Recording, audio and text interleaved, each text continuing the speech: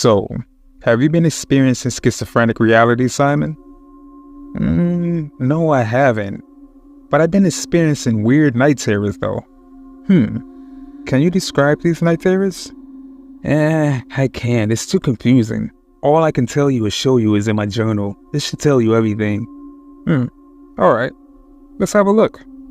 My name is Hudson Jones. I'm currently going on a journey to find a location deep in the forest called Freetown State Forest. From my research, there's an abandoned cellar deep in the forest of horrors. I've finally arrived. The time is currently 8:37 in the morning with partly cloudy weather. I see a dirt trail and I follow until I stumble upon a patch of trail that just stops suddenly. I look around a bit and find a huge cellar in the middle of nowhere. Update 1. Damn it. The cellar is locked, so I'm gonna have to find a way to break it open and explore. This might just be the place that I'm looking for. I found a decently sized rock and I've managed to just break the lock that blocks the inside of the concrete place. I open the metal door, and it was dark, I must say, but I puff my chest and I enter. It's really dark inside, but luckily I bought a flashlight to light the way. It's very dusty with old shelves with antique pottery and dolls.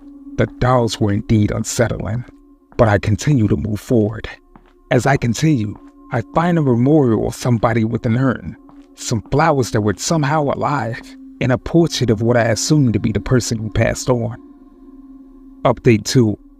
I just heard some crying of what sounded like a matured woman. It made me rather scared. Nonetheless, I decided to continue as I move. I hear whispers along with the crying. I managed to make out the words, which were, "You're not welcome." I yell out, and the voices stop with the crying. I go even deeper into the dark, cold concrete halls. Update 3. I just heard running towards me and didn't mind it, thinking it was just an animal. It was not an animal. I just got pushed to the ground by an invisible force that may have been upset by my presence. I yell out to the voices that came back, except they didn't go away this time. I heard a loud splash from liquid on the wall on the floor, and I just happened to look behind me to "Get out" written in what I thought was blood on the wall. Continuing forward, I hear a woman loudly yell, "Get out of here! It's not safe!" I found a room with a chair and a noose. Then I hear a scratchy voice in my head. "End it all. Freedom's right there." Then I hear multiple voices chanting, "End it all. Release yourself." I fall to my knees, mind numb, no thoughts. I say, "You're correct. This is the sweet release I've been waiting for." I stand on the chair and put the dusty yet sturdy rope around my neck. Then I think, why am I doing this? This is pointless. I have a life to come back to. So no, I won't. I must live so that way I can be happy again. I get the rope away and get off the chair, kicking it down. Update 4. I go back the way that I came, thinking about what I was about to do. I start running. I feel like it never ends. The walls melt like burning plastic. Mouths and eyes open up on the walls of never-ending halls. They start screaming in agony and yell at me to get out. Hands grab at my limbs and my hair. Oh God. I release myself. I run to the doorway about 20 meters away. I see a woman floating for me at fast speed, screaming with the walls of flesh. Simon, I'm positive walls of flesh or floating women are real. Are you kidding me? You don't know what I've seen in that cellar. I can tell you that it's absolutely brutal. Yeah. Well, looks like we're out of time today. Same time next week? Oh, yeah. Good evening, everyone. If you happen to like our content, then please like, share, and subscribe. Subscribing is free. If you ever feel the need to change it, you can always do so. Make sure you hit the notification bell so that way you never miss any of our content. Now back to the video. It's been over 4 weeks since our last therapy session. I wonder where Simon is really. He never canceled our sessions in those 4 weeks. I'm gonna call his elder son, Hudson. He's old and responsible enough to take care of Simon. After some time, Hudson responded with, "I don't know. I'll go check on Dad to see if he's doing okay." Now in his perspective of Hudson. I arrive at Father's house in hopes to see if he's doing okay because he hasn't called or went to therapy nor has he written any of us. I called Stacy, my sister. She says she hasn't heard anything from Father, along with my younger brother Bronson. The reason why Father goes to therapy is because of our mom's death due to health complications, and another reason he didn't specify to me or anyone but his therapist, who hasn't told me yet. I walk anxiously to the door and knock. "Dad? It's me, Hudson, your son." No response. So I knock louder. "Dad, where are you?" I called his phone and I heard ring it from inside, but no response. I enter the house without warning and I go to his room only to see something horrifying. I see my father, but in a way I really wish I would have never seen him. I found the rope hooked to the ceiling fan and a chair toppled over. Dad! It can't be! It felt like he was staring at me with a gaunt expression. I called 911 in hopes that they can do something. "Hudson." Yeah, Doc? Now, I hate saying this as much as you hate hearing it, but we couldn't do anything to save your father. He's been dead for too long. No. Yes, Hudson. It's a hard pill to swallow, I know. But we found this right next to him. The paramedic gave me your father's journal. Father's journal. I never knew what he even wrote inside of this thing. After a long night of sobbing and sighing, I wake up and I call my siblings telling them the news. They didn't take it well because they all was swearing on Father's therapist for not stopping what happened.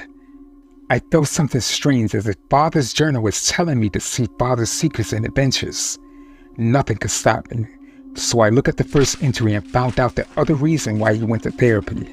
He went because he was traumatized from the cellar in the forest. I read until I was done and went to his therapist to show him and how it was so tempting to read, and he said, "Maybe your dad wants you to go on an adventure of your own."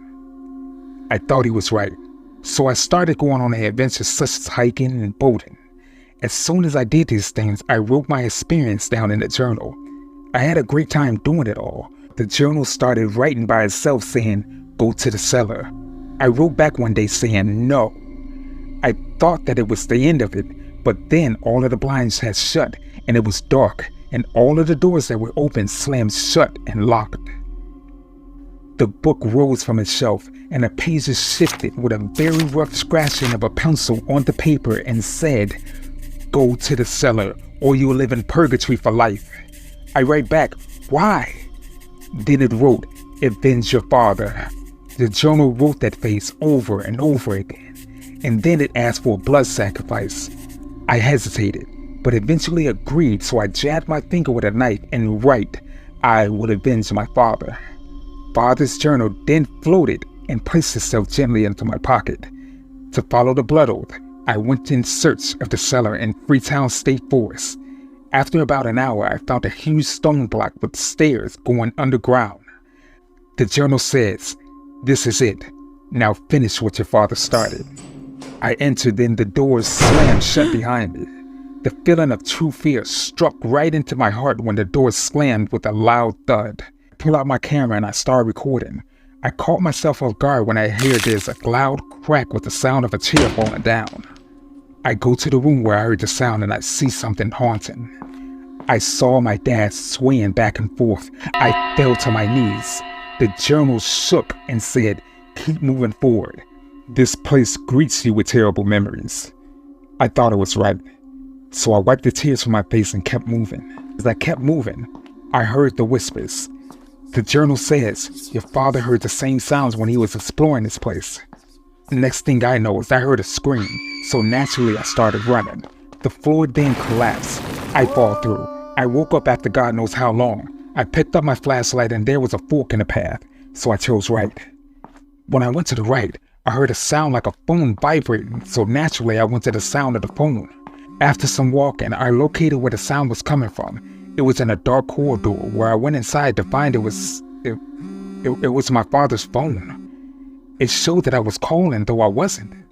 As I was distracted by the phone on the ground, the floor opened up like a trap door. Startled, I grabbed part of the floor that didn't open, but that showed no use. I fell through and I landed on a concrete floor, knocking the wind straight out of me. I stood up wounded from the fall, and the journal told me, "I've never seen this before.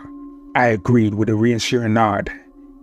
I no longer had a flashlight due to it breaking from the fall, but there was a table with a night vision camera. Not only can I get what I came for with my journal, but with this too. It had a battery near full charge. I start recording and going through. As soon as I start recording, I hear sobbing and whimpering. Obviously, I didn't go there, but the voice called out, "Hey, you!" I responded with a, are you a person? The feminine voice responded with a, "Of course I am. I'm just like you, looking for answers to your family members' deaths." I was kind of frightened and I asked, How did you, I know, because I tried doing the same as you. Anyway, can you let me out of here? Sure thing, but where are you? The woman responded with, "I'm to your left in the cage." I let the woman out and she was blonde with brown eyes and kind of tall, about 5'9". "If you want to get out of here as much as I do, we should work together to get out." I agree with a nod. We kept moving and we made as least amount of noise that we could. We stumbled upon a place that looked like the inside of a butcher shop. Too many knives and a bloody table. We smelled the scent of rotten flesh and looked around.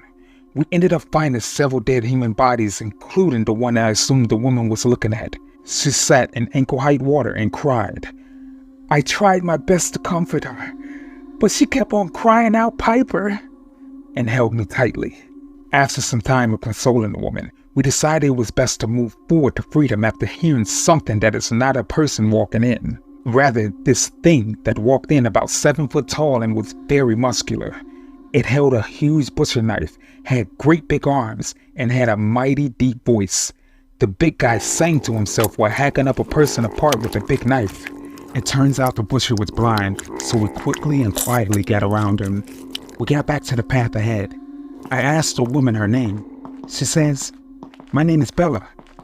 I told her mine, and I also told her that she had the same name as my mom, and that she kinda looked similar to her as well. She smiled with a nod of delight, beaming from the nice gesture that I've given. We came to a fork in the road, but there seems to be a glowing box in the center of both paths. She walked up to it and sheepishly opened it. "Hey, Hudson, I found something." "What did you find?" "A key." The key had an engraving on it saying exit. So we got really excited knowing that we were going to get out of here soon. We walked and talked, getting to know each other until we heard a guttural screech coming from the end of the hall. We looked behind us, but we didn't see anything, so we rolled it off, seeing it was just from a distance. We never heard the screeching again, but we heard footsteps on the wet floor. We thought about it, and we decided to go to a different path than the footsteps. Footsteps were loud, and they were echoing throughout the place.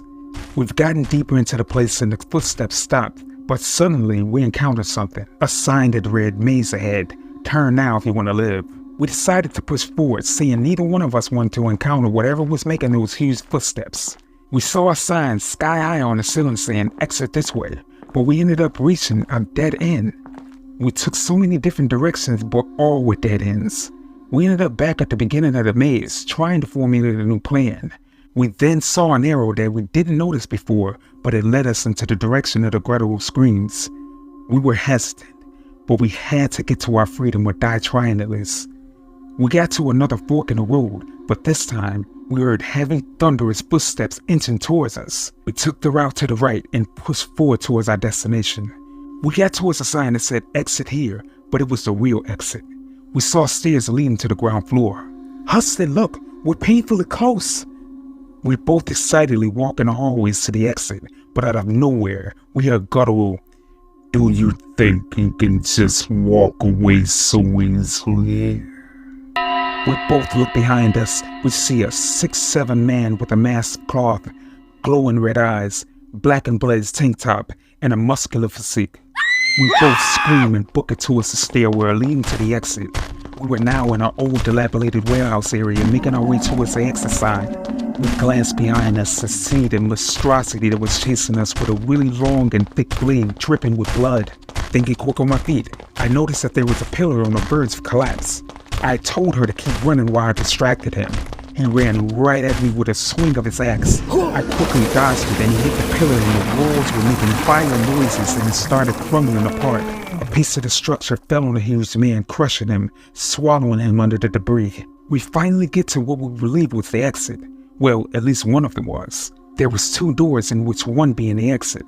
She tried the door on the right, but we both felt a tight squeeze around our legs, and then we got swept off of our feet to where we were dangling upside down. Great. Another trap. We tried to get loose, but that didn't work. I finally figured a way out. "Hey, Bella, I have an idea. Hand me the key really quick." She tosses it over and I barely catch it. I used to think that the key to saw off the roof, and it was cutting apart slowly but surely. I get free and I fell 6 feet to the ground.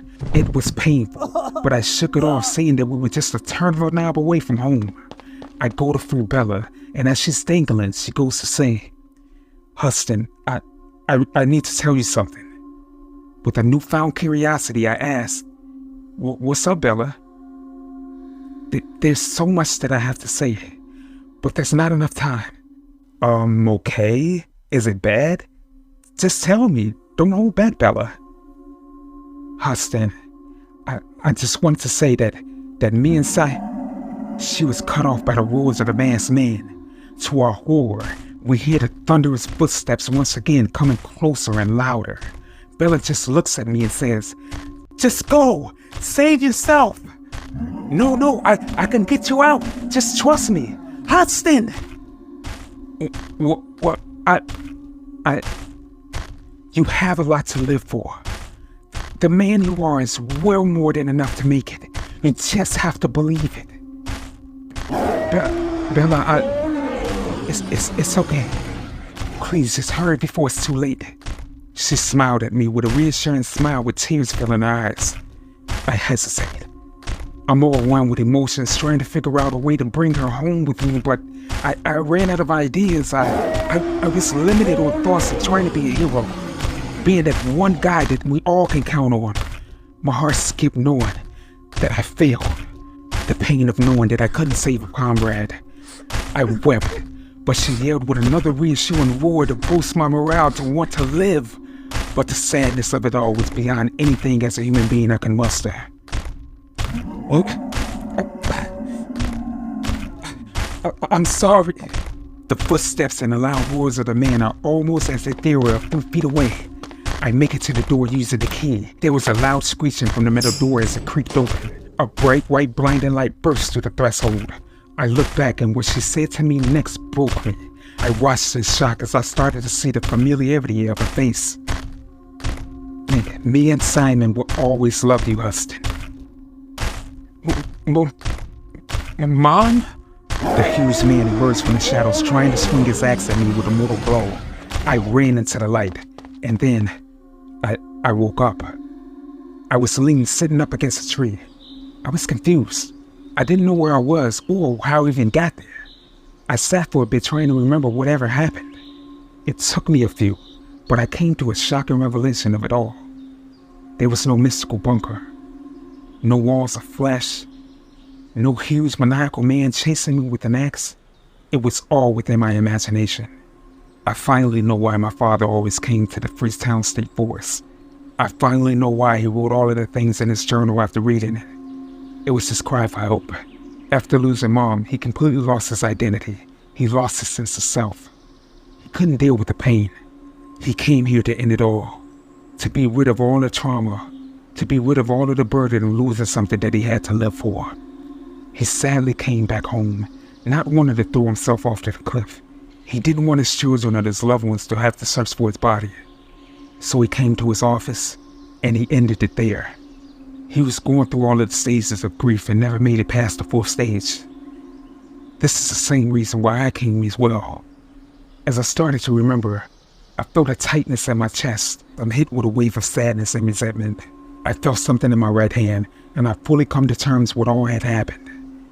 I've taken a bunch of pills to get rid of my pain, but somehow I survived. The dreams and visions were a mixture of my dad's dreams and my own after reading his journal. After losing both of my parents, I was in the same position as my father. I was going through the same stages where I too stopped at the 4th stage. Looking back at it all, I remember Woodroot's wrote down, "You have to finish this." I know what this truly means now. As I sit there, I cried like a broken-hearted child. I screamed out from the torture from within. It all hurt tremendously, like a dagger through the heart that pierced my soul. Taking a breath, I sit in silence to look over the cliff at the sunset, appreciating the beauty that was displayed before me. I finally come back to a statement, and I realize that I have to keep pushing.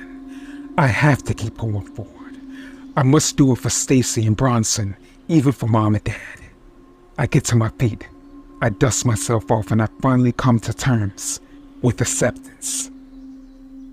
So time passed, and I'm sitting in the chair of my therapist. Hello, Mr. Jones. Long time no see. Yeah, it's been a while. True indeed. So how are you feeling? Well, I'm feeling really great. I've learned that sometimes it's okay not to be okay. I've also learned that we all go through our things. We all go through our ups and downs. But true strength is getting through it to be able to live to tell. Beautiful. That's absolutely right, Hudson. And for that, my work here is done. I really appreciate it, Doc. Thank you so much. We shook hands and I left the office with a new profound purpose. I set on a path to be better than who I was yesterday, today, and for a better future me. I have to finish this, no matter how cruel the world may be, because that's what my mom and my dad would have wanted me to do.